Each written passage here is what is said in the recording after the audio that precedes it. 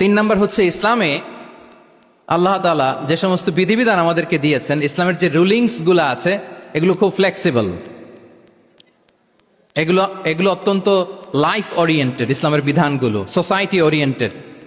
আপনার কাছে ওরিয়েন্ট লাগবে না এগুলোকে, মোটেও আপনার কাছে এটাকে অসম্ভব মনে হবে না, মানতে যে কঠিন লাগবে না,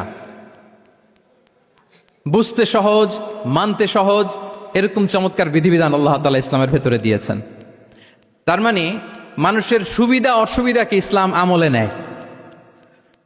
আমাদের সাধ্যের বাইরে কোনো বিধান আল্লাহ তাআলা ইসলামে চাপিয়ে দেননি। লা ইউকাল্লিফুল্লাহু নাফসান ইল্লা উসআহা। সাধ্যের বাইরে আল্লাহ তাআলা কোনো বিধান আমাদের উপর চাপিয়ে দেন নাই। কোনো কিছু যদি আমাদের আউট অফ ক্যাপাসিটি হয়, এরকম কোনো বিধান আল্লাহ আমাদেরকে দেন নাই।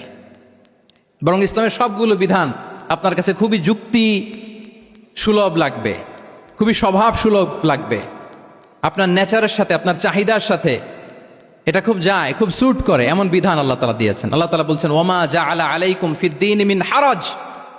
দিনের ভেতরে, ইসলামের ভেতরে আমি কোনো হারাজ রাখিনি, জটিলতা রাখিনি, কাঠিন্যতা রাখিনি, বরং সহজ করে ইসলামকে তোমাদের জন্য আমি দিয়েছি।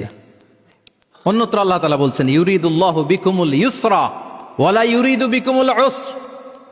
আল্লাহ তোমাদের জন্য সহজ চান, কঠিন চান না। আমরা অনেক সময় না বুঝে ইসলামকে খুব কঠিন করে প্রেজেন্ট করি, উপস্থাপন করি। ইসলাম আসলে এত কঠিন না, কিন্তু আমরা কঠিন করে ফেলি। কিন্তু আল্লাহ তাআলা সহজ করেছেন। কতটা সহজ? নামাজের মধ্যে দাঁড়িয়ে সালাত আদায় করা হচ্ছে ফরজ। দাঁড়িয়ে সালাত আদায় করা কি? আপনি দাঁড়াতে পারেন না, বসে পড়লেও কবুল করবে কে?